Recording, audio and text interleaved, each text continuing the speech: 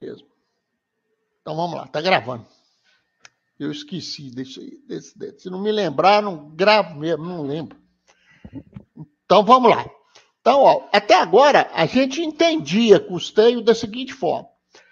Como que é o sistema de custeio? Primeiro eu separo o que é custo e o que é despesa.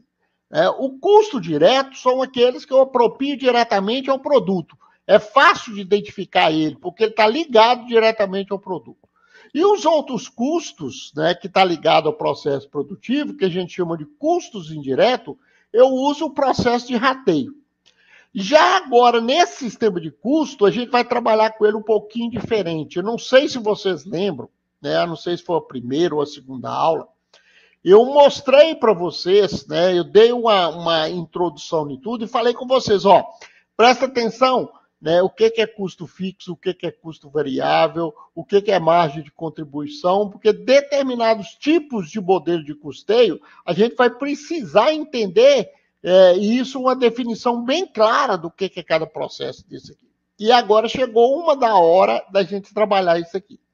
Por quê? Porque quando a gente fala no custeio variável, né, a grande vantagem dele, ou seja, o grande diferencial dele, é que ele usa muito para definição, né, vamos falar sobre uma definição gerencial, o processo de margem de contribuição. Que a gente viu lá atrás que margem de contribuição é o quê? É o faturamento da empresa, né, menos os custos variáveis, menos as despesas variáveis. E a gente viu que o que serve a margem de contribuição? Margem de contribuição ela tem que cobrir os meus custos fixos e ainda me dar lucro. Então a gente viu também que margem de contribuição, né, maior do que custo fixo, a gente vai ter lucro. Margem de contribuição menor do que custo fixo, a gente viu que a gente ia ter prejuízo. E isso foi falado, não sei se na primeira, na segunda aula, a gente trabalhou um pouquinho margem de contribuição com vocês. O que nós vamos trabalhar hoje, né, é exatamente o seguinte, esse novo custeio, ele trabalha um pouquinho diferente de tudo aquilo que a gente viu até agora. Por quê? Porque ele leva em consideração o seguinte, que o que é interessante para trabalhar custeio são aqueles custos que são variáveis, que são diretamente ligados ao produto. Por que ele pensa assim, quando a gente trabalha esse sistema de custeio? Porque parte do pressuposto é o seguinte, que custo fixo, independente de nós produzirmos ou não produzir, eu vou ter que bancar ele, eu vou ter que pagar. Então, se eu não produzir nada, né, como é que fica essa situação do custo fixo? Então, ele aloca. Então, o pensamento disso aqui é o seguinte: o sistema de custeio vai trabalhar da seguinte forma: eu vou jogar no meu sistema de custo somente o meu custo direto, o que a gente chama de custo direto e também custeio variável, as despesas e os custos variáveis. E os custos fixos, né, que seria, por exemplo, aqueles custos indiretos de fabricação, eu vou considerar eles como se fosse custo fixo. Eu não vou apropriar eles diretamente ao valor do meu produto. Ele é custo, Reginaldo? Mas a gente vai considerar somente os custos diretos. Então, o que é basicamente isso? Então, ó, portanto, somente serão apropriados à produção os custos variáveis, que eu acabei de falar. Cabe entender e incluir outra novidade, as despesas variáveis. Isso são aquelas que apresentam variação em função do volume de vendas.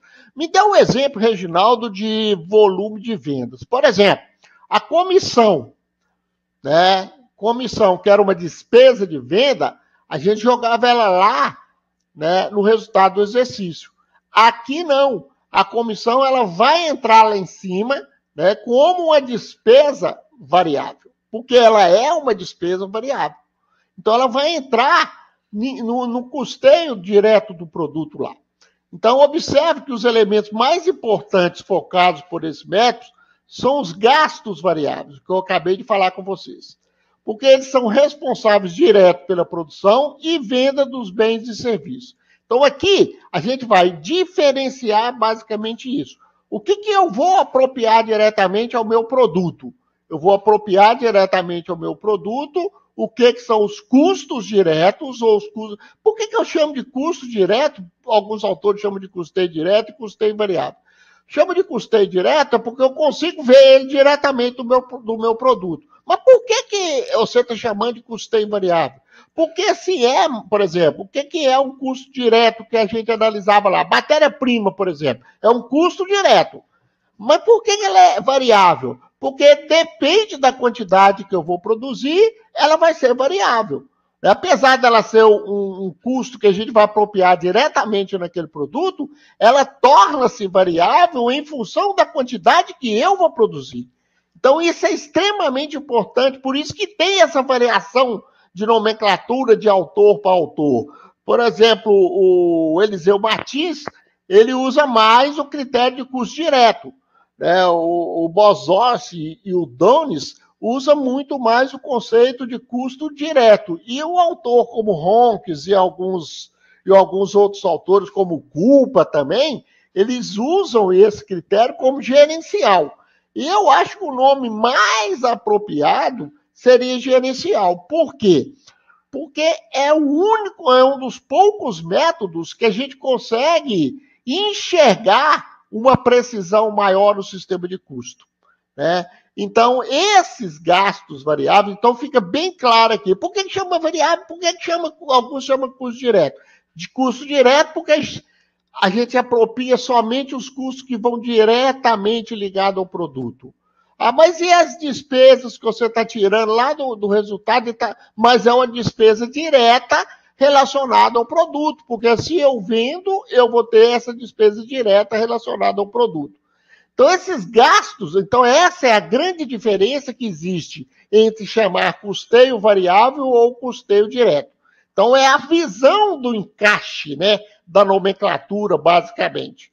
Mas, então, esses gastos variáveis só existem em virtude do que a gente já falou, da produção, né, da fabricação do produto e da comercialização do produto.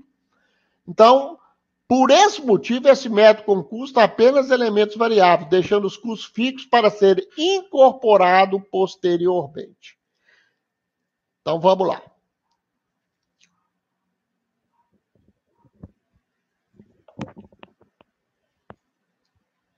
Então, vou dar um exemplo aí para vocês. Pode passar esse slide, professor? Pode passar. Passa aí para o custeio, onde que está em quadro de resultado aí. Tá. Aqui. Então, olha, tem aí. Quadro de resultado. Custeio variável. Como que é feito a apropriação e o resultado do custeio variável? Né? Ou gerencial ou direto. Aquela nomenclatura que a gente já viu, já expliquei lá atrás. Então, eu pego o faturamento bruto do meu produto, né? O que é o faturamento bruto? Né? É o custo do preço de venda vezes a quantidade que eu vendi. Aí eu vou ter o faturamento bruto do produto. Então, faturamento, receita de venda, tudo é a mesma coisa, né? Receita bruta de venda, faturamento bruto, receita bruta de venda, tudo isso é a mesma coisa. Então, como que é feito? A quantidade vezes preço de venda. Aí eu vou ter o faturamento bruto das vendas, né? E todos os faturamentos, a gente sabe, a gente paga impostos diretos. Então, existem os impostos diretos e os impostos indiretos. Então, exemplo de imposto direto. O ICMS, por exemplo, é um imposto direto. Eu pago ele, né, baseado no faturamento da minha empresa. O imposto de renda, por exemplo, eu pago quando uma empresa de lucro presumido ou lucro real, por exemplo, no lucro real principalmente, eu vou pagar o imposto de renda, né, vou chamar de imposto direto, que eu vou pagar ele sobre o meu lucro operacional. Eu vou calcular ele em cima do meu lucro operacional. A contribuições sociais, por exemplo, também é indireta. Eu vou inserir ela baseado em cima do meu lucro operacional. Então, o que seriam os impostos diretos? Aquele que incide diretamente no faturamento. Isso vai depender do regime que a empresa está enquadrada, né? Mas a maioria do imposto de circulação de mercadoria o IPI, todos eles são impostos diretos, está ligado diretamente, né? Tanto é que o faturamento, o recolhimento do imposto, o débito e crédito desse imposto, ele é feito a partir da emissão da nota fiscal. Então, vai ter lá o destaque, por exemplo, do ICMS, então, supomos, de 18%, né? Então, ele vai ter o destaque do imposto de 18%, vai ter o custo do IPI, se for um produto industrializado que paga IPI, vai ter então, esses impostos são impostos diretos. Né? Então, no exemplo aqui, a gente está mostrando exatamente isso. Então, o produto A, B e C vai ter o imposto direto, aí eu vou ter o faturamento líquido. O que é o faturamento líquido? É o faturamento bruto menos os impostos diretos que eu vou conseguir. Menos, aí vem o que a gente chama de custos variáveis, que é esse que a gente está trabalhando com ele aqui agora. Então, o que é o custo variável? É, por exemplo, mão de obra direta, né, material direto, mas também tem alguns materiais secundários que podem entrar aqui também, que seria, por exemplo, alguns materiais que não são diretos, fazem parte do produto, mas não são materiais que compõem o custo. Por exemplo, uma embalagem de um produto, quando ele sai da linha de produção, né, um plástico que enrola, um plástico bolha, por exemplo, que embala o motor que fica pronto numa linha de produção para depois ele ir para a embalagem definitiva e para expedição. Então, existem alguns materiais que a gente chama de secundário, mas que entram diretamente dentro do produto. E aí eu vou ter o que a gente chama de despesas variáveis. O que seriam essas despesas variáveis?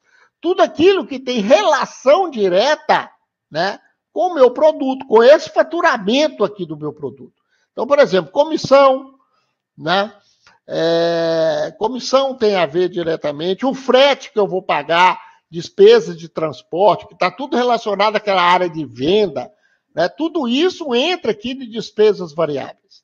Então, eu vou pegar o faturamento, menos impostos, menos os custos variáveis, menos as despesas, e aí eu vou chegar no que a gente chama de margem de contribuição. Então, peraí. Então, o que é margem de contribuição, Reginaldo?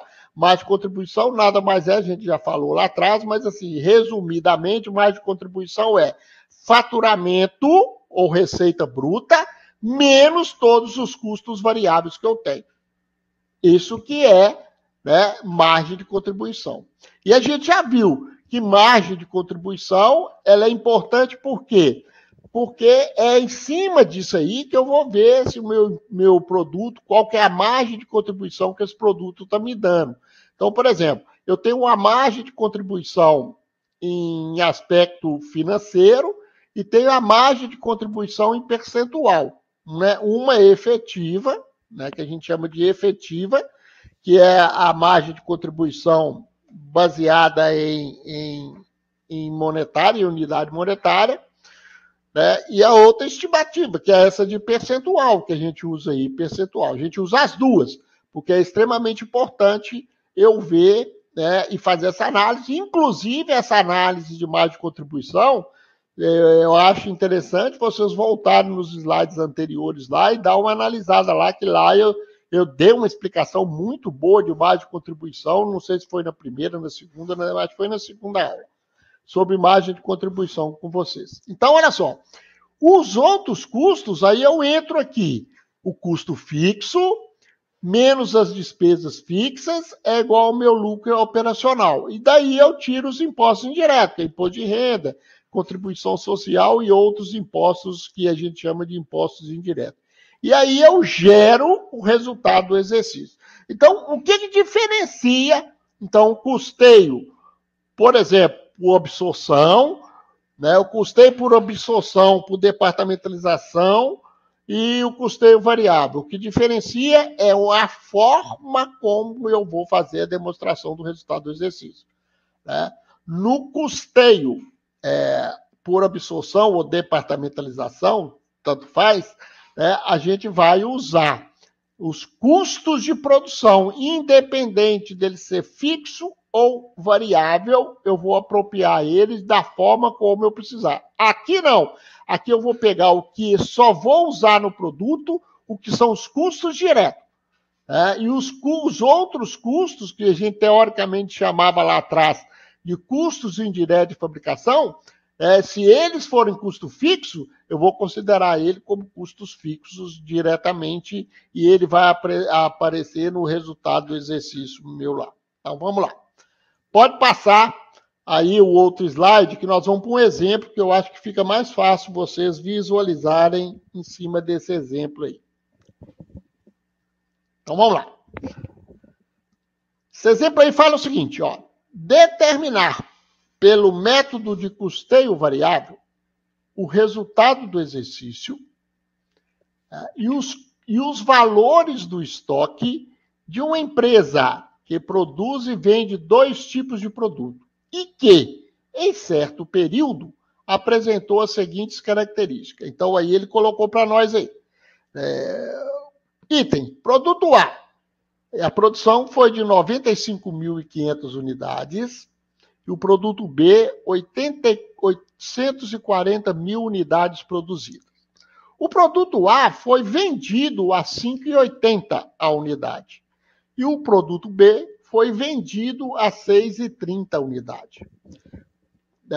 Mas eu produzi 95.500 de A, mas eu só vendi 83.200, ou seja, a diferença aí foi para estoque, de produto acabado.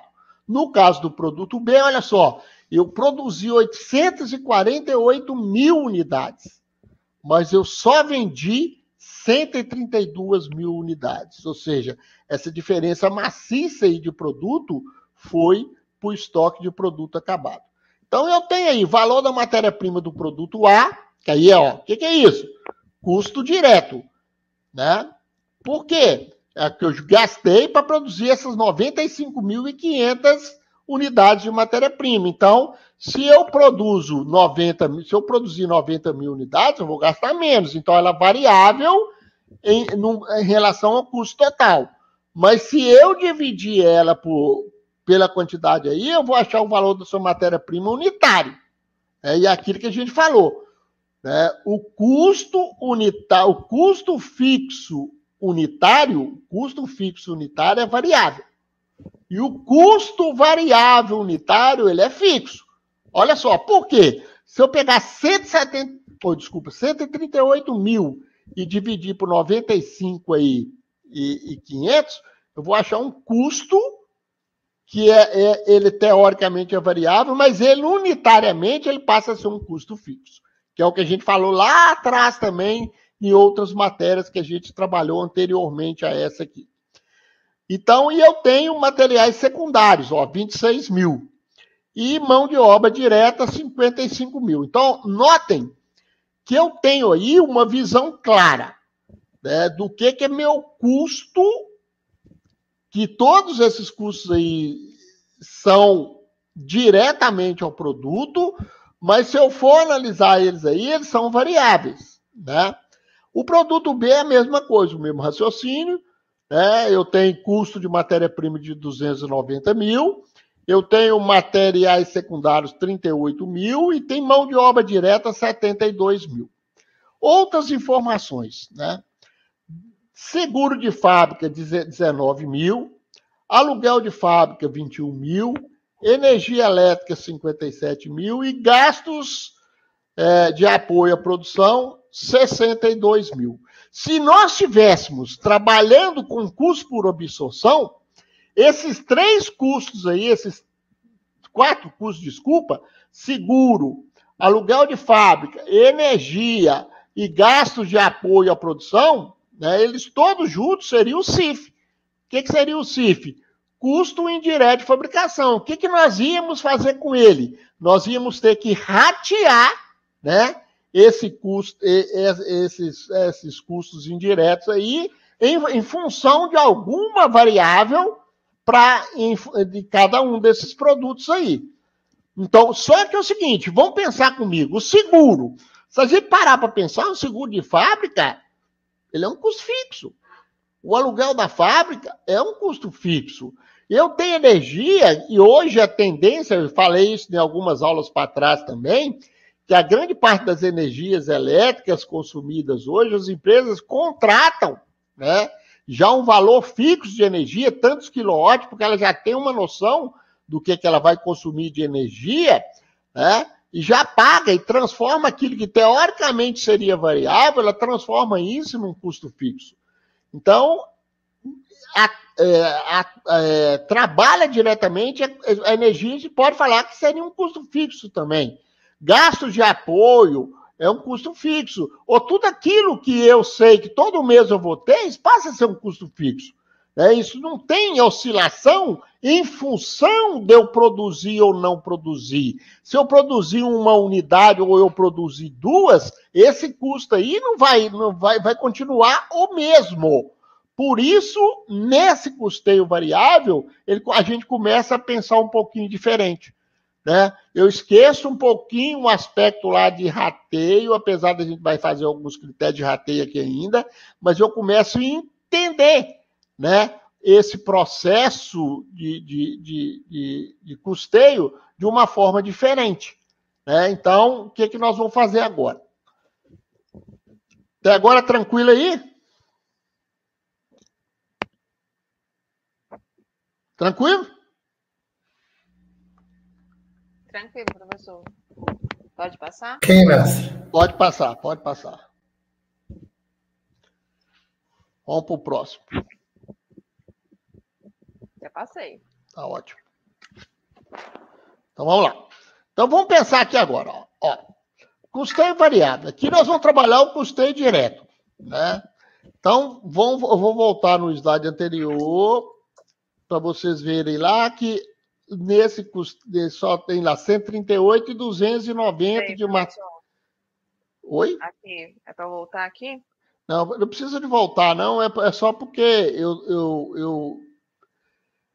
era importante voltar. Eu tenho matéria-prima vamos chamar do produto A aí, ó, material direto, 138 mil e do produto B, 290 mil. E o que tem aqui é exatamente, né, a cópia do que está lá naquela informação. Ó. Matéria-prima, 138 mil do produto A, 290 mil do produto B, material secundário, 26 mil do produto A e 38 mil do produto B. Mão de obra direta, 55 mil do produto A e 72 mil do produto B. Então, ó, eu consigo ver os custos diretos, ou seja, o custeio direto, que apesar deles serem variáveis em função da produção, eu consigo ver eles aí, eu consigo apropriá-los, como eu apropriava nos outros sistemas de custeio, da mesma forma. Não mudou praticamente nada. Né? Então, o que a gente faz? Peguei aí, então eu tenho o produto A com 219 mil de custo e o produto B 400 mil de custo. Total do nosso custo direto aí, ó, 619 mil. Né? Então, da onde veio isso? Lá das informações que a gente tem lá atrás. Né? Que seria matéria-prima, mais os custos materiais secundários, mais a mão de obra direta que está no slide anterior aí, mais a mão de obra direta. O que a gente fez foi só separar, né, o custo direto e colocar nessa tabela para a gente ir nos organizando com relação a como que a gente apropria esses custos agora. Então, vamos lá. Ele falou também no slide anterior, né, que o produto A vendeu 83.200 unidades. E lá no slide anterior também, ele falou por quanto que vendeu, a 5,80 cada produto. Então, ele teve um faturamento do produto A de R$ 482.560. O produto B, ele falou que ele vendeu 132 mil unidades a um preço de venda de R$ 6,30. Então, ele teve um faturamento bruto, né, de R$ 831.600. Totalizando o faturamento dessa empresa aí de R$ 1.314.160. Da onde que saiu isso? Das informações da empresa. Ela fabricou um valor lá, no caso do produto A, 95.500, né? Mas ela só vendeu 83.200.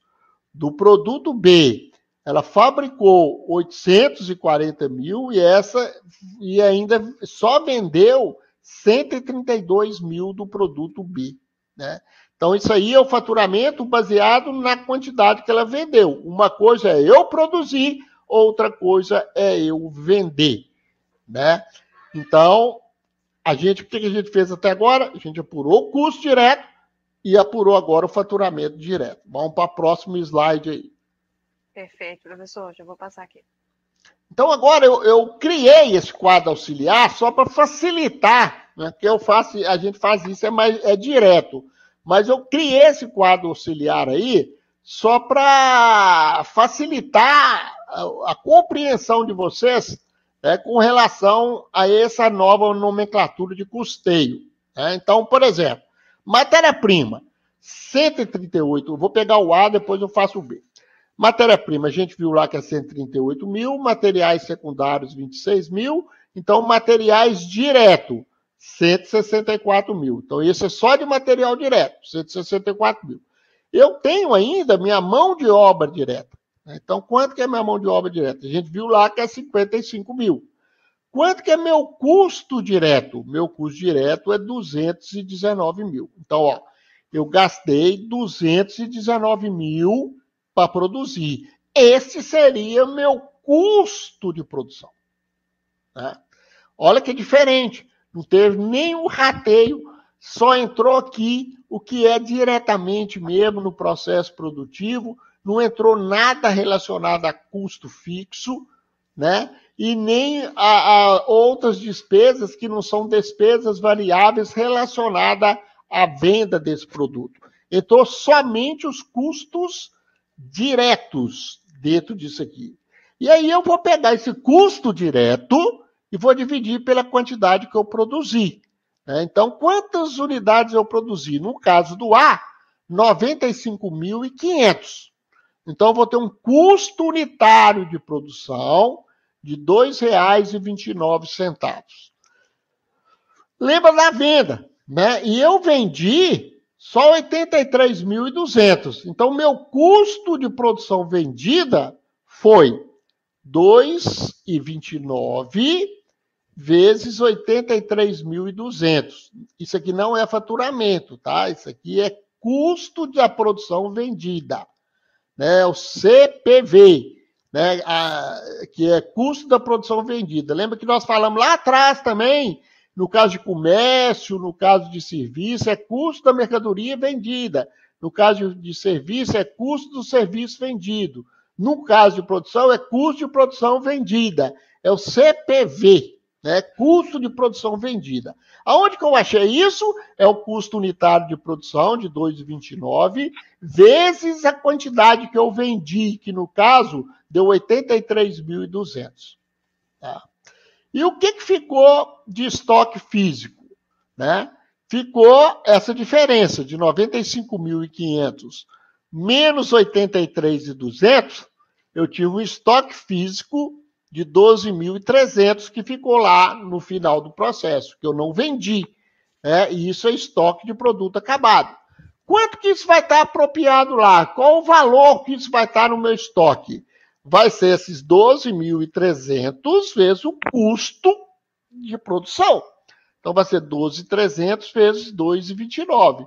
Que eu vou ter um estoque final de valor de R$ 28.206,28. A mesma coisa a gente vai fazer para o produto B, né? Matéria-prima do produto B, 290 mil. Materiais secundários do produto B, 38 mil. Então, materiais diretos do produto B, 328 mil. Mais mão de obra direta, 72 mil. Então, os custos diretos, né, do produto B deu 400 mil. E eu produzi 840 mil unidades do produto B. E aí eu vou ter um custo unitário,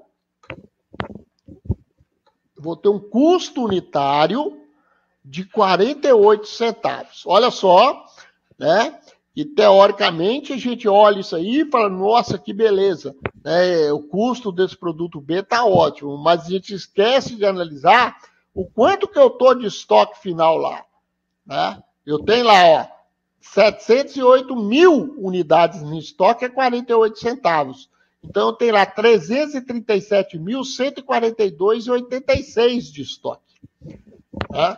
Então, o que quer dizer isso? Eu produzi muito, né? Reduzi o custo unitário, mas eu não vendi, eu vou ter que apropriar. Esse custo de estoque, por exemplo, né? eu tenho ele na minha empresa.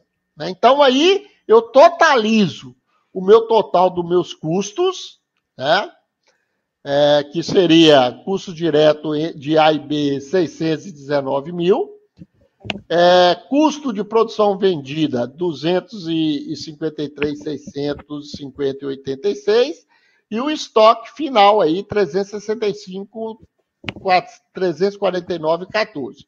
Notem, né, que se eu somar estoque final mais o custo da produção vendida, vai dar exatamente esse custo direto aqui. No caso aqui, 190.793,72. Mais 28.206,28 tem que dar o meu custo direto, né? Tem que dar meu custo direto aí. A mesma coisa para o produto B. Então, o que a gente fez até agora? Somente apropriamos sabendo quanto que custa cada unidade dentro dessa nomenclatura, dentro dessa metodologia de custeio. Agora, nós vamos, porque é o que define efetivamente esse sistema de custeio, que é o que a gente chama de margem de contribuição. Né? Eu vou passar, professor? Pode passar. Passa para o quadro de resultado aí.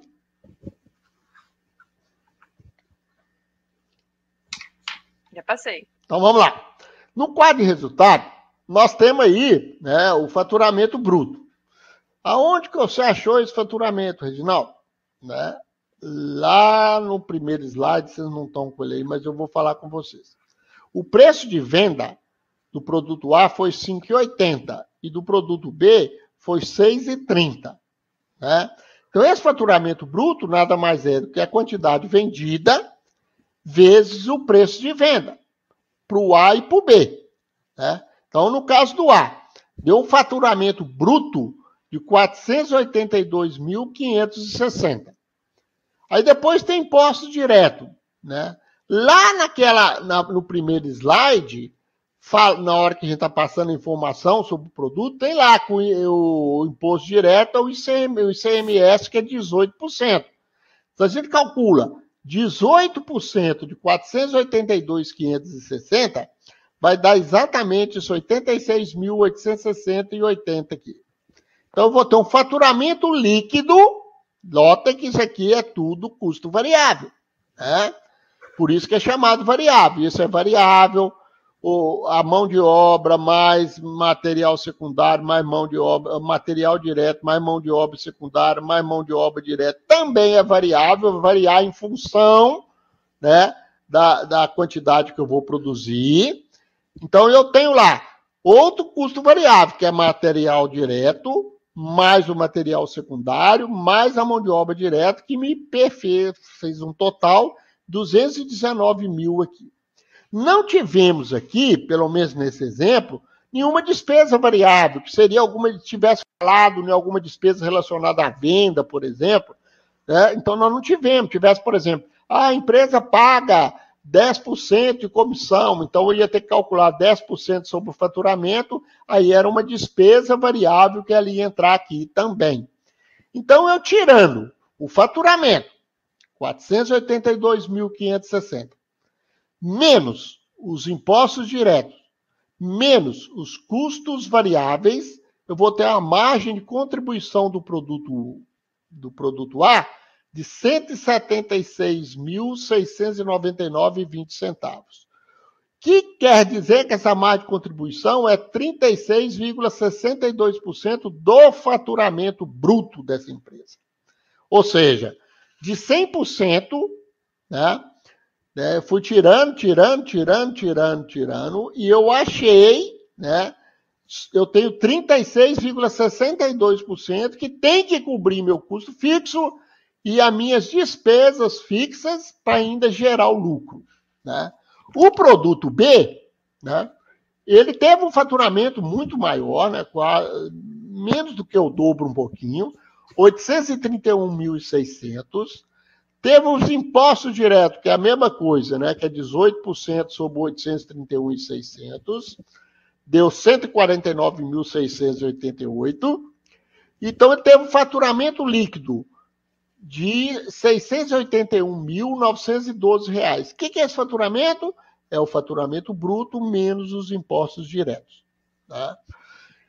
E aí eu tive os meus custos variáveis, que no caso do produto B, material direto, mais material secundário, mais mão de obra direta. Então, que é, no caso dele, é 400 mil.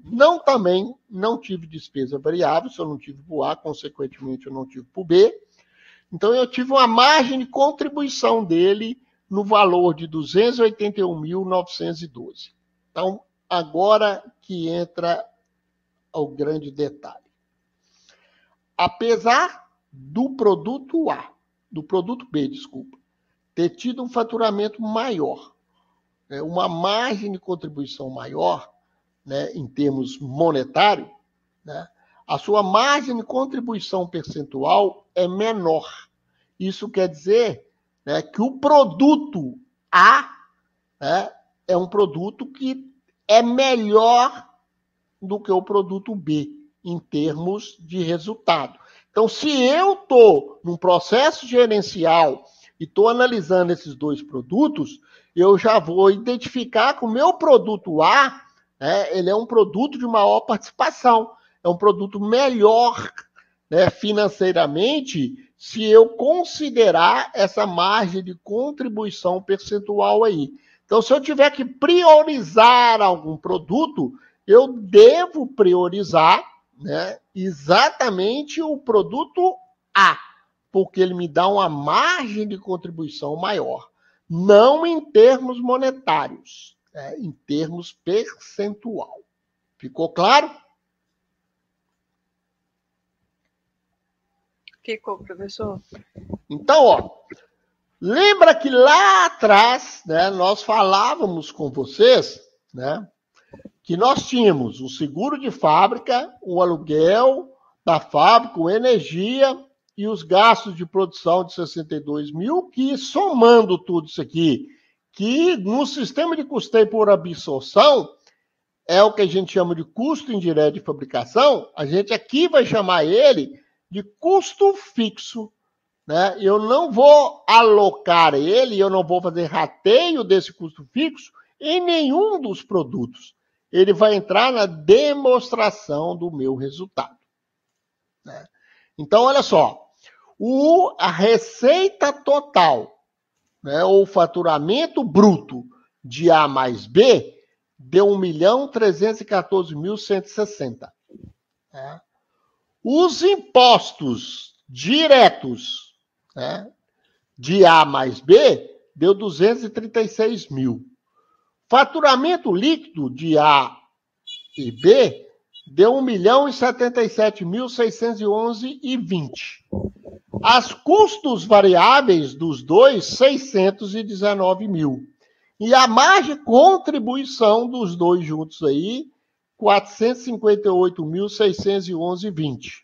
E a gente viu que o nosso custo fixo, né, do processo da empresa, ele é de 159 mil. Né, que para nós, teoricamente, iríamos agrupar isso como se fosse um custo direto de fabricação. Então, notem que esse custo fixo não é só aquele custo indireto de fabricação. Aqui, no caso, eu só coloquei ele. Né? Mas todo custo fixo que a empresa tiver, né? Se for gerado, lembra lá que a gente separava, né? O que é da administração, que não está ligado diretamente ao processo produtivo, vai lá em despesa, né? Vai ser considerado de despesa. E dentro daquelas apropriações que nós fazíamos, tinha custo fixo lá. Por exemplo, Prolabore, né? Salário que é a retirada Prolabore dos sócios de uma empresa. ela está ligada, não está ligada diretamente ao processo produtivo.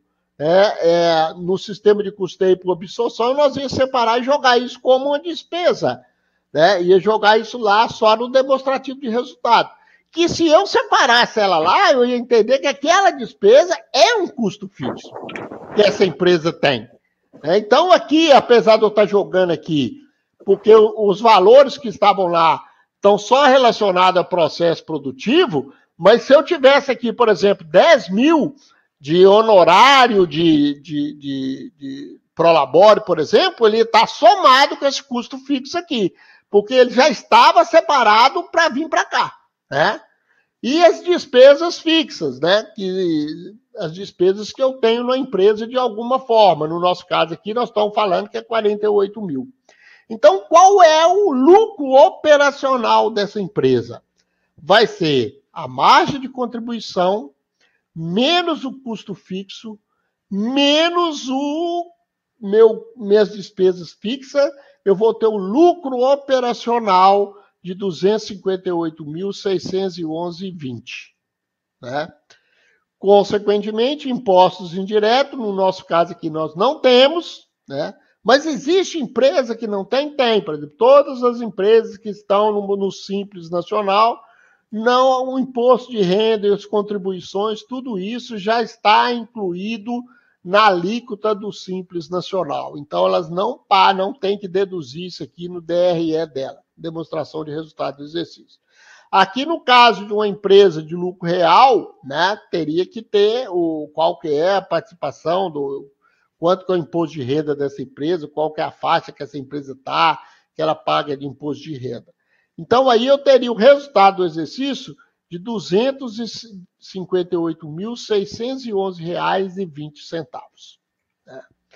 E o estoque final, né, nós já tínhamos apurado ele lá atrás, 12.300 ao preço de custo, que vai dar 28.206 do produto A, e 708 mil unidades do produto B vai dar um custo total, né, de R$ 337.142,86, deixando um total de estoque físico lá, R$ 365.349,14. E aí a gente vê a importância da gente girar, né, estoque. Ou seja, estoque nunca é bom. Né? O que a gente tem que ter estoque é para girar. Estoque só vale a pena se ele girar. Estoque parado, empresa com alto nível de estoque gera custos operacionais. Então, nota, qual foi a grande diferença de apuração, né? Nos outros que a gente aprendeu até agora, a gente pegava esses custos, que a gente chama custos indiretos de fabricação, e rateava ele a cada produto.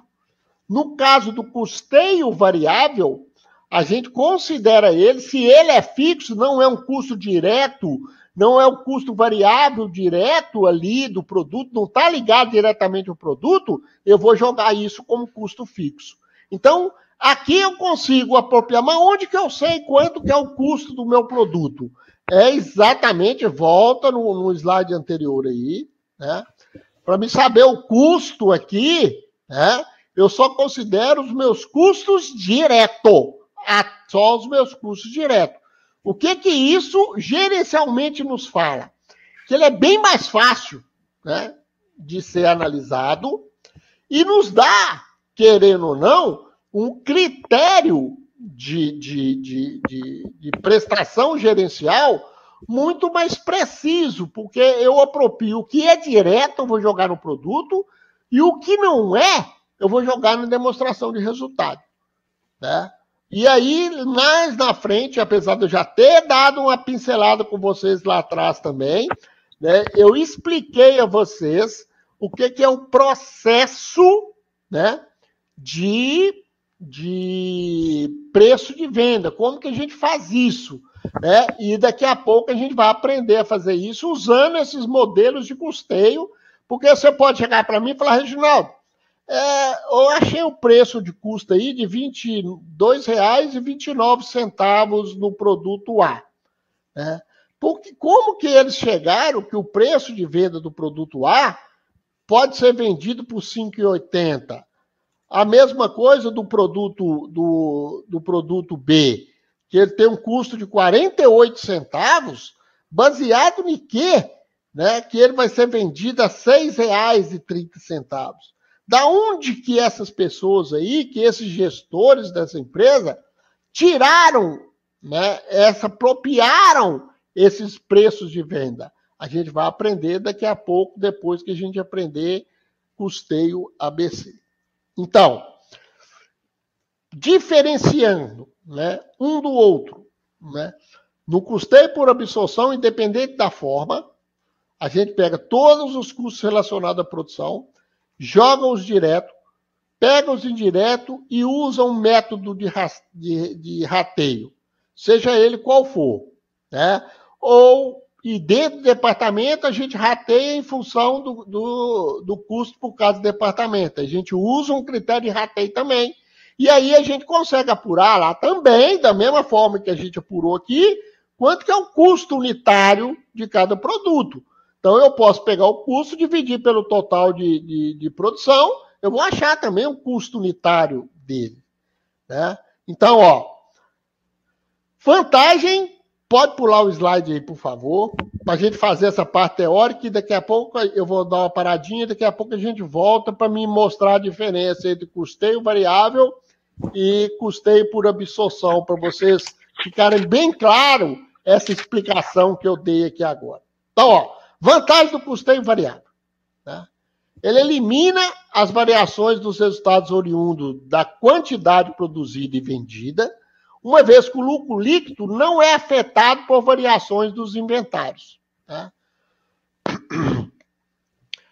Facilidade de obtenção de margem de contribuição por tipo de produto elaborado. Então, eu consigo visualizar a margem de contribuição, né, por tipo de produto que eu estou processando. A gente maximização na margem de contribuição em valores totais, mediante a visualização dos produtos com maior margem de contribuição unitária. Né? É uma ferramenta adequada para tomada de decisão, pois só considera como custo do produto os elementos variáveis, ou seja, aquele que está direto no produto. O que não está direto ao produto, eu vou jogar lá no demonstrativo de resultado. Então, por exemplo, chega numa padaria, né, se ela trabalha, a grande maioria trabalha com esse tipo de custeio variável. Por quê? Porque ele é gerencial, ele é mais fácil de eu ver. Então, eu aproprio tudo que é direto no pão, tudo que é direto lá no pão, e os custos indiretos, que eu tenho fatia, tem um monte de produto ali dentro, eu pego esses custos indiretos e jogo eles, se eles forem fixos, é claro, eu vou jogar eles todos como custo fixo. E aí, na hora que a gente for trabalhar preço, que vocês vão entender como que eu trabalho o preço de venda, analisando isso, se aqui eu só estou avaliando o custo direto, se não está jogando os outros custeios ali dentro. Então é isso que a gente vai explicar para vocês, que acaba sendo a mesma coisa. Facilita os gerentes industriais o entendimento do processo de custeio dos produtos, pois os custeios variáveis são sua responsabilidade, ou seja, o cara tem que avaliar os custos variáveis o tempo inteirinho, tem que estar controlando os custos variáveis o tempo inteirinho. Né? E o custeio variável proporciona maior clareza no planejamento do lucro e na tomada de decisão. Então, olha só que ele facilita muito a gente no processo de tomada de decisão. E a grande desvantagem desse método, né, é a dificuldade de segregação efetiva dos custos fixos e variáveis, porque tem gente que não tem controle na empresa, eu preciso separar, né, segregar, ou seja, separar, né, o que é custo fixo, o que é custo variável, existe critérios, e é muito fácil da gente ver isso, mas para isso eu preciso passar por um processo de segregação, de separar o que é custo fixo e o que é custo variável. Né? Isso é necessário para maior exatidão dos elementos decisórios. O custeio variável, aí agora vocês vão entender o que acontece aqui, ele fere os princípios contábeis. por isso ele não é aceito, né, para fins fiscais ou para uso de terceiros, especialmente nas empresas de capital aberto. Então, eu não posso fazer esse tipo de custeio, né, em empresa de capital aberto. A gente já viu por quê, né? Porque só o único método que é aceito é o custeio por absorção. Nenhum outro é aceito. Então, para que a gente aprende? É porque todos os outros, né, esse, o ABC, né, é, todos os outros são critérios de tomada de decisão. Ajuda, né, o empreendedor, ou o gerente, ou o pessoal da linha de produção, o pessoal da área financeira, a tomar decisão. Uma coisa é contabilmente eu fazer. Contabilmente faço absorção, mas gerencialmente é o uso variável, por exemplo. Né? Isso é perfeitamente comum, né? E é muito comum da gente encontrar isso nas organizações. E aqui apura também, da mesma forma que o outro, os custos de cada produto. Ficou claro? Ficou, professor. Então agora nós vamos dar uma paradinha aí de 15 minutinhos. Voltamos às 20h35, ok? Ok.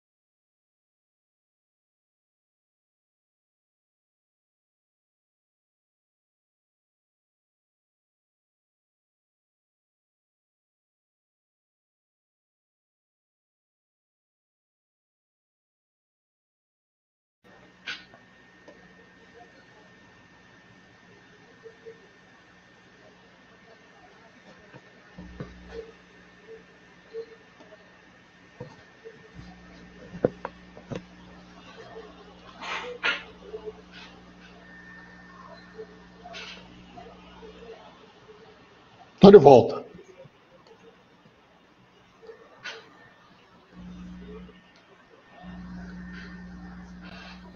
E aí, professor, vou compartilhar aqui, né? Então vamos agora para... Agora, você vai colocar aí, ó, para mim fazer uma comparação para vocês entenderem, né? A mesma solução, né? Os mesmos dados, porém agora nós vamos fazer com custeio por absorção. Qual que é o objetivo? A gente continuar entendendo custeio por absorção, né, e fazendo um paralelo. Eu vou sempre mantendo aquela linha. A gente começou a trabalhar custo, margem de contribuição, eu peguei margem de contribuição, associei com o preço de venda. Aí vocês entenderam o impacto da margem de contribuição com o preço de venda. Depois a gente entrou no custo, eu trabalhei o primeiro método de custo e mostrei para vocês o que é custeio, o que é custo fixo, o que é custo variável, e a gente foi associando um com o outro. Depois a gente entrou nos métodos de custeio. Aí eu fiz o primeiro método de custeio, que é o que a gente chama de custeio simples, né? Expliquei o método de custeio simples, depois eu aprofundei um pouquinho, que é o que a gente chama de departamentalização ou centro de custo. E aí a gente comparou, né, sem departamentalização com departamentalização, e vocês começaram a entender as diferenças básicas que existem. Agora, eu vou fazer a mesma coisa. Vou pegar um custeio por absorção e vou comparar ele agora, nós vamos comparar agora com o custeio variável, ok? Usando o mesmo dado do que a gente acabou de trabalhar com ele aí, tá? Podemos ir? Ok, por mim.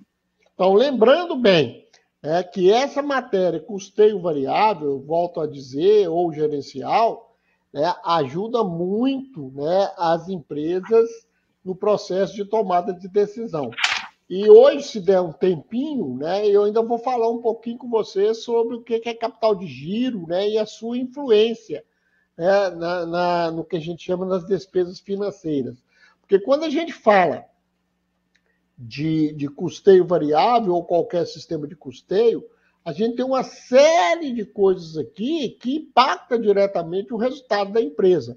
E uma delas é a gente entender o que é esse conceito de capital de giro e como que a gente trabalha esse conceito de capital de giro associado com isso que a gente está trabalhando com vocês agora. Então, vamos lá. Então, dentro, ainda dando continuidade ao que a gente trabalhou, agora nós vamos pegar as mesmas informações, só que agora é o seguinte, né? Eu tenho os meus custos diretos, que é os mesmos, 219 mil e produto B 400, né? E eu criei um critério de rateio indireto de fabricação aí, né? E eu rateei em função de 32% do 159 para o produto A e 68% para o produto B. Mas qual o critério que você usou, irmão? Eu arredondei para não ficar quebrado, tá? O critério que eu usei, né, foi baseado em mão de obra direta. Tá? Então, eu usei esse critério só para me fazer esse rateio aí. Então, no nosso caso lá, a gente ia fazer o rateio e tal, mas eu já estou colocando o valor, já fiz o rateio aí para vocês. Então, ó, como que fica, né, por absorção os mesmos produtos? Então, por absorção, como é que é feito? Custo direto mais os custos indiretos rateados. Lembra que lá atrás era 159 mil, que a gente considerou ele todo como custo fixo, né?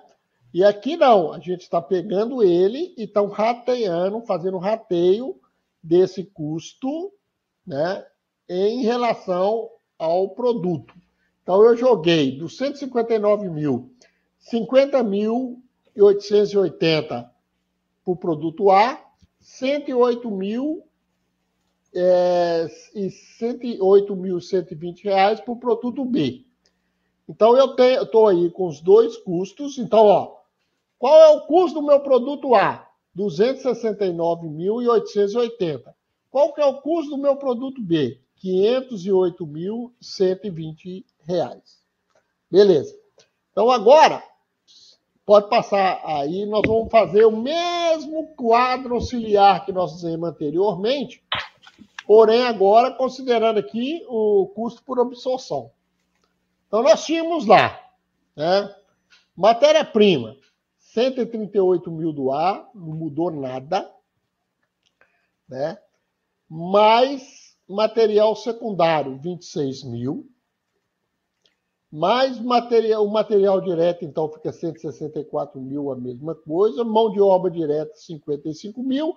Então, eu tenho aí, ó, os custos diretos do produto A, R$ 219, a mesma coisa que estava no slide anterior. Aí, agora, é o custos indiretos de fabricação, o CIF, que foi feito um método de rateio, onde o A absorve 50.880 e o B R$ 108.120. Então, eu tenho aí, ó, custo total de produção do A, R$ 269.880, e o custo de produção do B, R$ 508.120. Lembra lá que a nossa produção de A foi 95.500, né, e o produto B foi de 840 mil. Né? Então, eu vou fazer o custo unitário de produção aí. Então, vamos lá.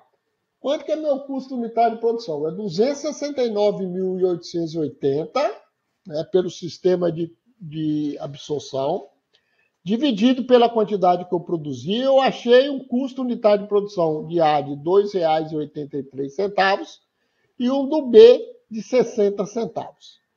Custo unitário de produção, então, com esse custo unitário, eu vou achar quanto que é meu custo de produto vendido, CPV, né? Custo de produto vendido, que vai ser R$ 2,83, que é o custo unitário, vezes a quantidade vendida, que eu vou ter um total de custo aí, R$ 235.456 por produto A. Né? E o custo do estoque físico, né, de 12.300, vai ser 34.808, que é os 12.300 vezes o custo unitário de produção. O produto B é a mesma coisa, né? Eu achei lá um custo de produção total dele, 508,120, eu produzi 840 unidades e eu tenho um custo unitário de 60 centavos. Né? Vezes, né, a quantidade que eu vendi, no caso 132 mil, eu vou ter um custo de produto vendido de 79.200.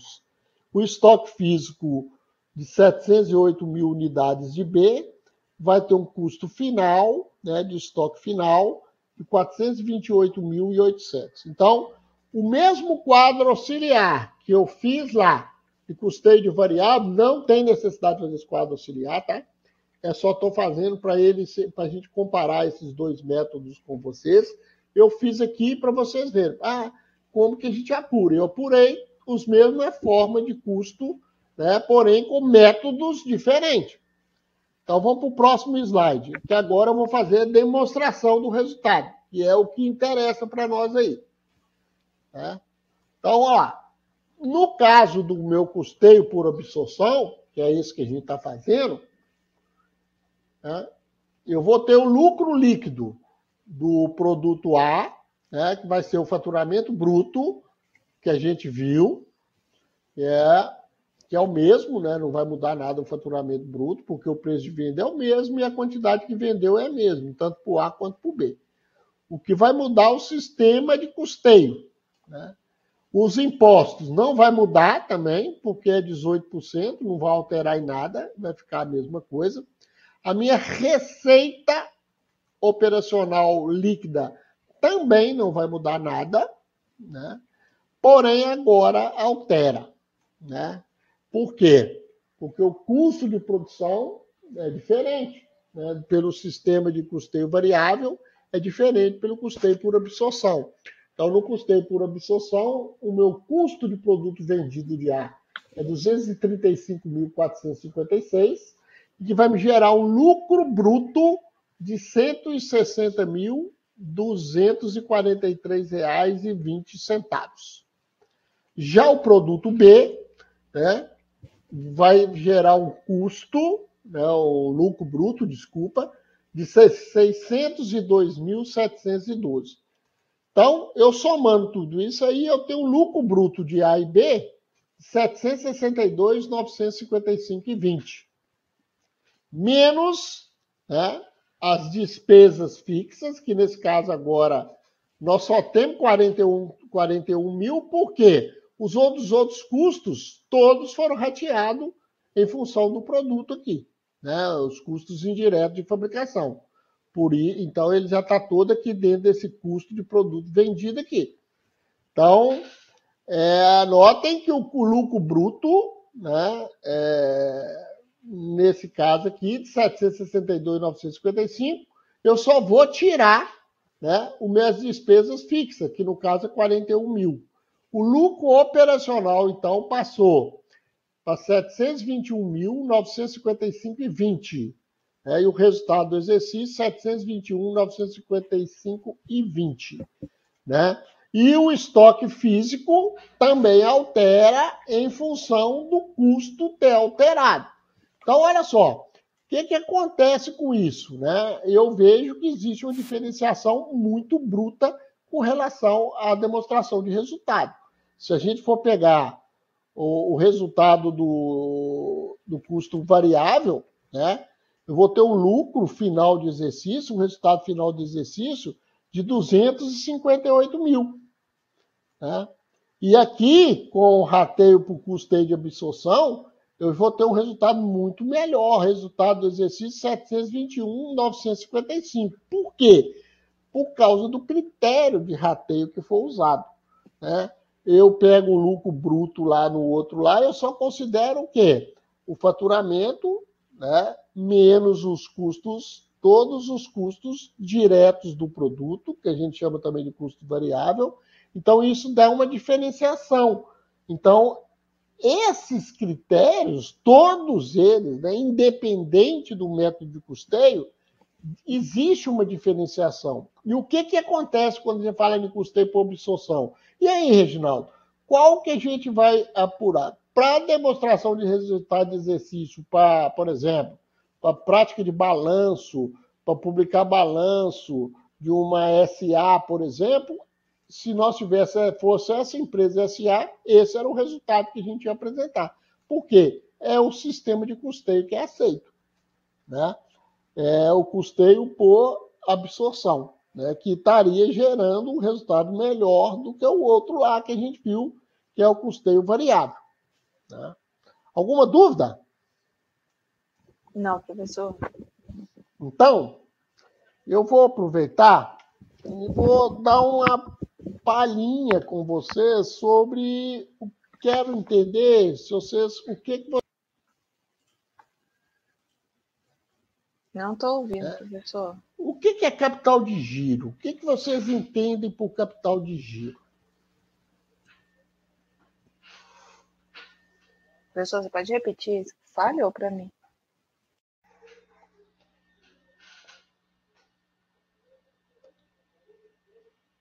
Oi? Oi? Estão me ouvindo? Professor, alguns não ouviram. O senhor falou o que você entende por capital de giro, certo? Isso, exatamente. O que vocês entendem por capital de giro? O que é isso? E qual a sua influência nas despesas financeiras de uma empresa?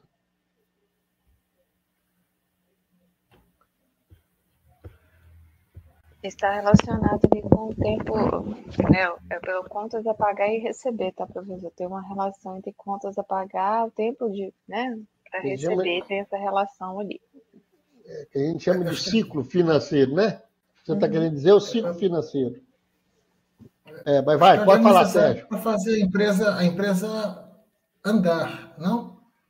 Isso. É o recurso que faz a empresa andar, funcionar. Então, a gente fala o seguinte, capital de giro, na realidade, é a potência que a empresa tem. Né? Quanto mais capital de giro essa empresa tem, mais potente ela é, ou seja, mais ela consegue, por exemplo, se manter no mercado.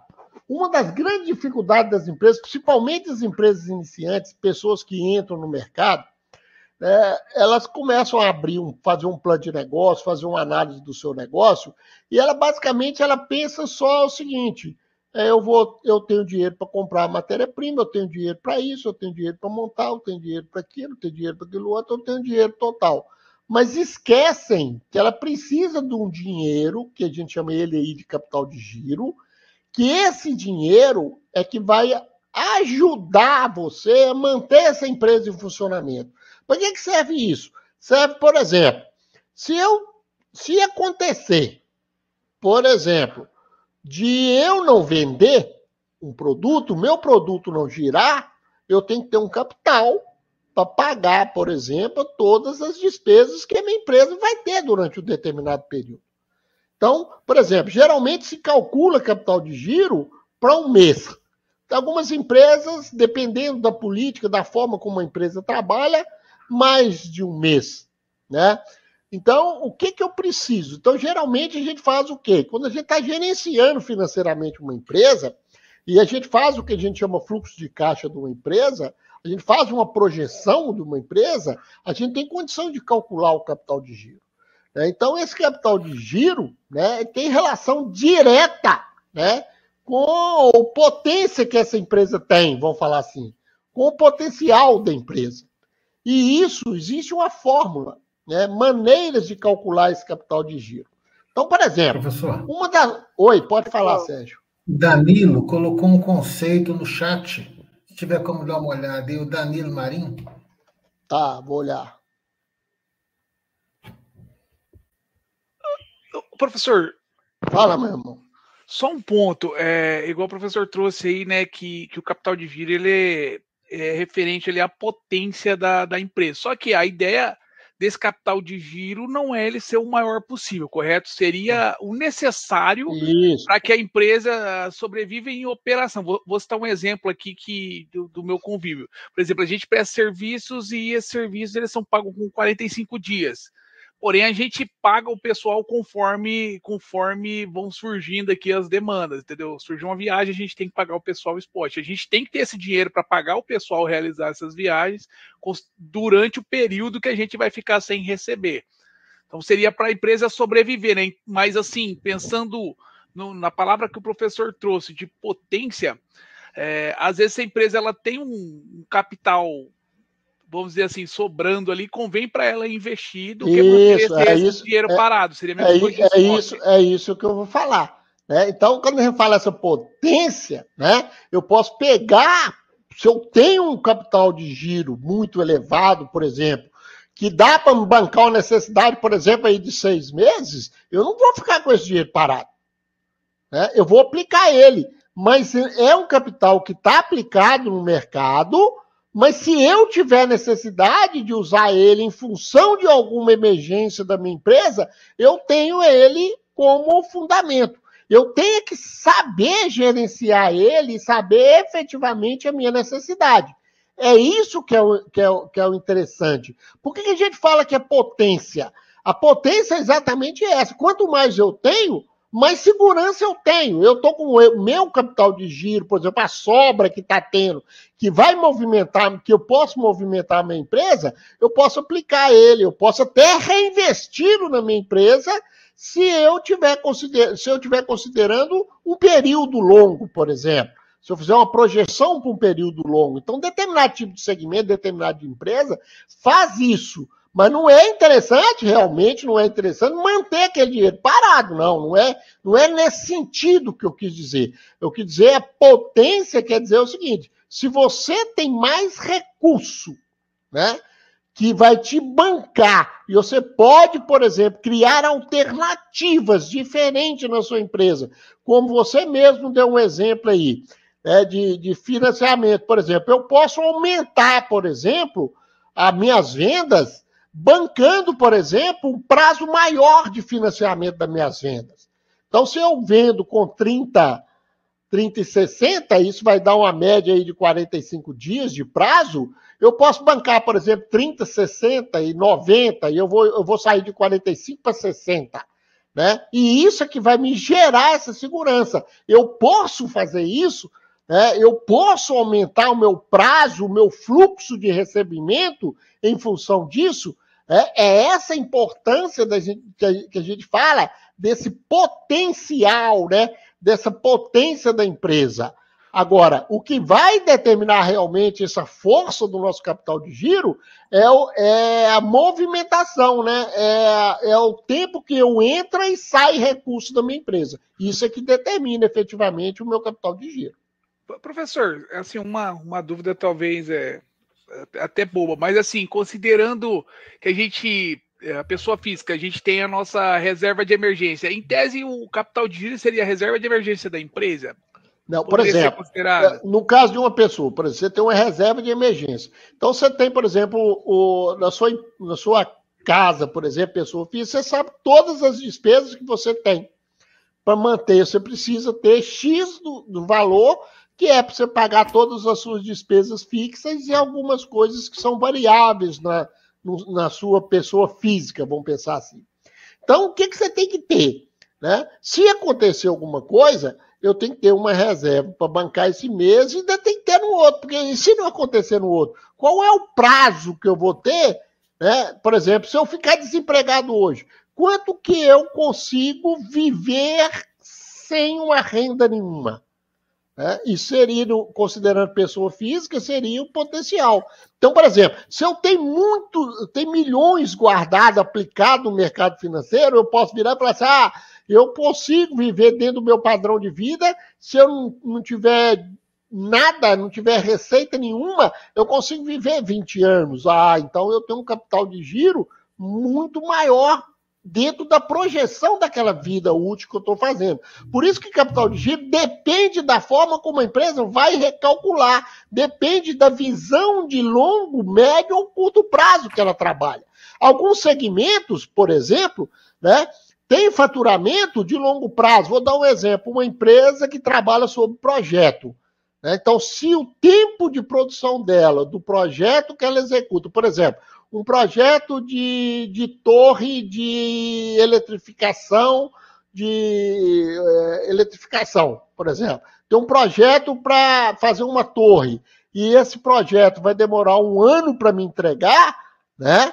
E eu, por exemplo, e o meu cliente só vai me pagar após o recebimento disso, se eu não tiver capital de giro, como é que eu vou conseguir fazer isso?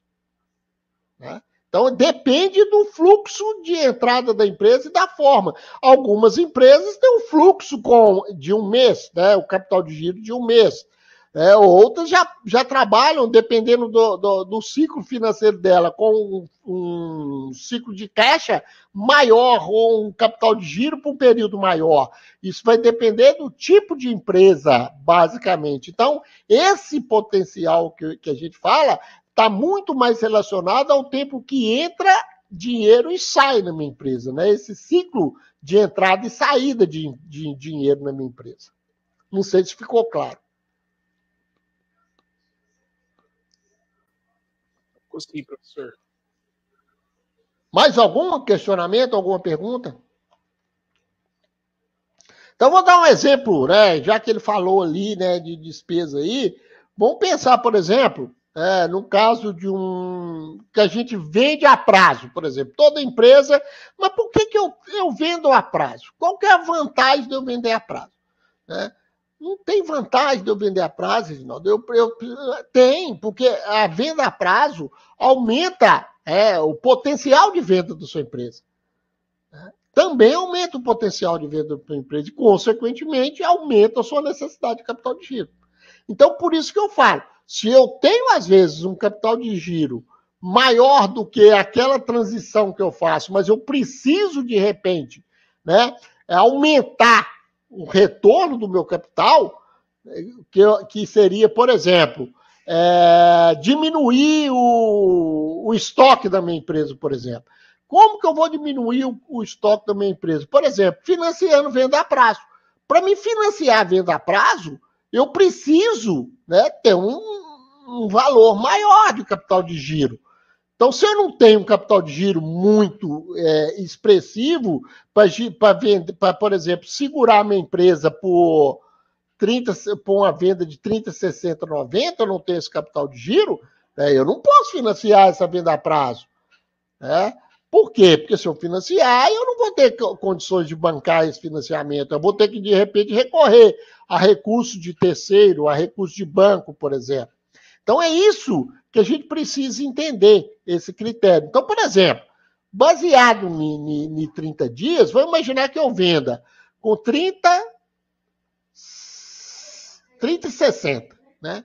Então, se a gente analisar 30 e 60, vai me dar 30 e 60, vai me dar um fluxo de caixa aí de 45 dias, ou seja, um tempo, 45 dias, em média. Então, é como se eu estivesse financiando minhas vendas por 45 dias. Mas como é que eu faço? Deixa eu pegar uma calculadora aqui. Como é que eu faço para entender isso? Então, por exemplo, se eu tenho um faturamento aí de 400 mil, né? Se eu tenho um faturamento aí de 400 mil, e eu estou bancando 45 dias, vamos falar assim, mas como é que eu sei a minha necessidade? Então, eu pensando em 45 dias, o que eu vou ter que fazer? Eu vou pegar 45 dias, e vou dividir por 30, porque é o ciclo que vai me dar 1,5. Isso quer dizer que eu preciso ter 400 mil, estou imaginando que é as minhas vendas de 400 mil, eu preciso ter 600 mil para me bancar esse fluxo operacional. Isso eu estou considerando só venda a prazo. Para todo o ciclo, eu vou ter que fazer isso. Então, por exemplo, no venda a prazo, mas eu quero financiar em 30, 60 e 90. 30, 60 e 90. Vai me dar aí, tem que somar aí, deixa eu ver quanto que dá o prazo médio, dá 60. 30, 60 e 90. É isso mesmo. 30, 60, 60 e 90. Dividido por 3, isso aí. Vai dar um ciclo de 60 dias. Então, eu estou falando que eu recebo em média com 60 dias. Mesmo que eu venda com 30, 60 e 90. 30, 60 e 90 e 60 dias direto é a mesma coisa. Então, o que eu faço? Eu quero saber qual é a minha necessidade. Nessa mesma proporção de 400, eu vou fazer o quê? Eu vou pegar o meu 60 e vou dividir por 30, porque é o prazo aqui de 30 dias, de média, 30 dias. Vai dar 2. Esse 2, então, quer dizer o seguinte, para 400 mil de venda meu, eu tenho que ter 800. E se eu aumentar isso, quanto mais eu aumento, mais necessidade de capital de giro eu vou ter que ter.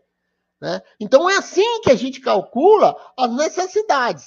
Então, por exemplo, aí produto no estoque, Reginaldo, é o mesmo raciocínio. Há quanto tempo o meu produto fica no estoque?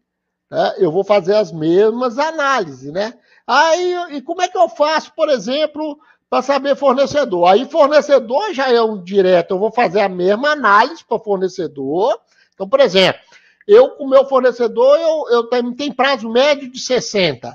Então, o que eu vou fazer? 60 dividido por 30. Aí eu já estou analisando o aspecto positivo do capital de giro, que seria o fornecedor. Então, se eu, por exemplo, compro a prazo, sei lá, 150 mil, que é minhas vendas, que eu pego na mão de fornecedor, eu vou ter, por exemplo, um crédito de 300 mil, teoricamente, para me abater lá, para me saber qual é a minha necessidade de capital de giro. Então, o capital de giro, de uma forma geral, é essa análise entre o que eu tenho que pagar, o prazo que eu tenho que pagar as coisas, que a gente chama de ciclo financeiro, e o que eu tenho de garantia, que seria, por exemplo, o prazo que eu consigo com o meu fornecedor. É usar o potencial do meu fornecedor, que é usar a potência que o meu fornecedor tem para me dar prazo, eu negociar esse prazo com ele, para me saber como que eu faço essa conciliação entre o prazo que eu concedo e o prazo que eu consigo. O ideal é eu ter um prazo de pagamento maior, e um prazo de recebimento menor, para ter um ciclo mais favorável à minha empresa. Com isso, necessariamente, eu vou necessitar de menos capital de giro. Agora, se eu tenho ciclos iguais, né, aí é que a gente vai analisar essa necessidade específica de capital de giro. Então, por exemplo, se eu compro matéria-prima, né, e ela fica parada um tempo, então, por exemplo, fica em estoque para ser processada, vamos imaginar 9 dias. Né? Vamos imaginar 9 dias. Então, como é que eu vou fazer esse cálculo? É assim, ó, 9, que é o tempo que vai gastar para ela ser processada, 9 dividido por 30, né? Vezes quanto que é o valor que eu adquiri. Vamos supor que fosse, sei lá, 150 mil. 150 mil, né? Eu vou ter 45 mil. Né? Essa é a minha necessidade que eu vou ter. 45 mil, que é um tempo que a minha matéria-prima fica parada no estoque para ser processada. A mesma coisa é o produto que eu tenho em estoque. Quanto tempo o meu produto fica em estoque? Eu vou ter um custo ali de produto em estoque. Aí eu vou analisar, fazer esse ciclo para me entender o que é essa necessidade, vamos falar assim, de capital de giro. Então, o que seria isso? Né? Seria os que a gente chama de fator negativo. O que é o fator negativo? É aquilo que eu concedo, né? Menos, né, os fatores positivos, que é aquilo que eu consigo com meus fornecedores, por exemplo. Né? Então, o que seria? Vamos imaginar que eu tenho fator negativo de 900 mil, chutando, né? E tem fator positivo de 300 mil. Então, a minha necessidade de capital de giro vai ser de 600 mil, que é os 900 mil que eu tenho que bancar, né? Menos os 300 mil. Vou imaginar que isso aí seja esse prazo de fornecedor que eu tenho, né? Menos esses 300 mil, e aí eu consigo achar o que a gente chama minha necessidade de capital de giro. Então, quando a gente trabalha aspectos de capital de giro, efetivamente, dentro do processo aí de custos variáveis, né, de custeio variável, é extremamente importante. Vocês viram lá, né, de um dos produtos, o tanto de estoque que eu tive. Quanto tempo aquele estoque vai demorar para girar? Né? Quanto tempo? Aquilo ali, mas está parado, já processou, mas se eu não vender, eu vou ter que pagar meu fornecedor. O que vale ali é a rotatividade desse estoque, é o tempo que ele entra e sai. Isso é que vai fazer o potencial da minha empresa. É a velocidade que entra e sai da minha empresa. E estoque, né, eu costumo falar, né, e eu sou uma das pessoas que sou totalmente contra estoque. Né? Eu sei o quanto que custa estoque para uma empresa. Eu sei o impacto que isso gera nos custos de uma empresa, porque as pessoas consideram que lá, nossa, eu estou bem, tem estoque ali, tem estoque para não sei quanto tempo. Que vantagem que tem isso? Né? Que vantagem de eu ter um estoque alto para muito tempo? Qual que é a vantagem? Não, mas é um produto que não é perecível, é um produto que tem durabilidade longa e a oscilação de valor dele, em termos de valor de mercado, é muito grande, mas você tem que analisar se realmente isso vale a pena. Eu tenho que comprovar isso matematicamente, financeiramente, para ver se isso realmente compensa. Não é porque é um produto, mas o que vale no mercado é vender. É o produto entrar e sair da sua empresa. E a velocidade que ele faz isso. É isso que traz retorno. É isso que diminui o impacto de necessidade de capital de giro. É essa velocidade de entrada e saída de produto. Então, por isso, a gente precisa entender um pouquinho esse impacto disso aqui. Nós vamos ter uma aula, especificamente, que nós vamos trabalhar esse capital de giro, para vocês entenderem o que é isso e como que a gente trabalha isso em termos legais, vamos falar assim, e como que a gente operacionaliza isso dentro desses modelos de custeio que a gente está trabalhando com vocês. Alguma dúvida? Professor, não. Na hora de fazer exercício, com certeza você vai ter. Então, agora eu vou fazer o seguinte. Já são 9. Eu vou passar um exercício rapidinho para vocês. Vou postar lá no Zap, tá? Dessa matéria.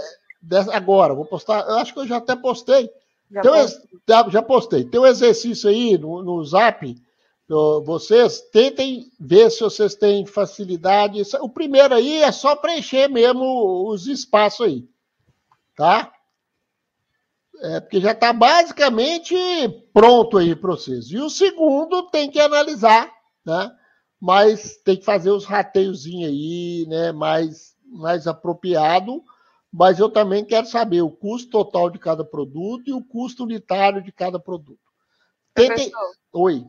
Não, eu ia perguntar, não sei se é só eu. Você falou que tá fácil, mas eu não tô conseguindo nem prestar atenção mais na aula. Não sei se é o cansaço. Não tem como a gente fazer e amanhã a gente postar os resultados, não? Que a gente identificou? Então, eu vou fazer o seguinte. Vai esses dois, então, e eu vou postar até quinta-feira, mais uns 4 ou 5, para vocês me entregarem até domingo, que vai valer ponto também. Tá bom? Pode ser? Pode ser. Eu posto mais uns 4 ou 5 na quinta-feira. Segunda. Para entregar na segunda? Pode na segunda. Pode ser na segunda. Aí vocês fazem e é dentro daquele critério. Vocês já fizeram a bateria, agora vocês fazem essa segunda bateria, tudo está valendo ponto. Depois nós vamos fazer, a próxima aula eu vou trabalhar só com os TABC, Aí nós vamos fazer eu vou fazer uns 4 exercícios com vocês, para vocês entenderem. Aí depois que a gente trabalhar com os TABC, é que nós vamos entrar, né, em análise de custo, volume e lucro. Que vocês vão entender o que é isso, vão analisar ponto de equilíbrio, preço de venda e acabou. Ok? Ok, professor. Alguma dúvida? Alguma dúvida? Tá tranquilo? Tá tranquilo? Tá boa. Hã? Por enquanto, sim, professor. Então tá jóia. Então, já que vocês estão tão cansados assim, fica esses dois aí para vocês irem tentando fazer. E eu vou postar mais 4 ou 5 na quinta-feira. Não vou postar nem hoje nem amanhã, porque eu não vou ter tempo nem hoje nem amanhã. Ok? Ok. Então, um abraço para vocês. Fiquem com Deus e até a próxima. Obrigada, professor. Boa noite, professor. Muito obrigado. Até a próxima. Deixa eu chamar. Falou. Professor, vai ter chamada? Vai ter chamada? Não, vai ter não, porque eu não estou conseguindo abrir o sistema do AVA aqui, do sistema acadêmico aqui hoje. Não consegui de tarde, nem para postar o negócio para vocês aí, esse slide aí. Não estou conseguindo abrir aqui, eu não sei porquê. Acho que estava com problema lá hoje, mas não sei se já voltou, não. Então, eu não vou fazer chamada hoje, não. Eu também consigo controlar a chamada de vocês pelo acesso seus aí, tá? Tá bom, professor. Então tá bom. Um abraço para vocês. Um abraço. Um abraço, com Deus. Um abraço com Deus. Falou, professor. Falou, pessoal. Tchau, tchau. Tchau.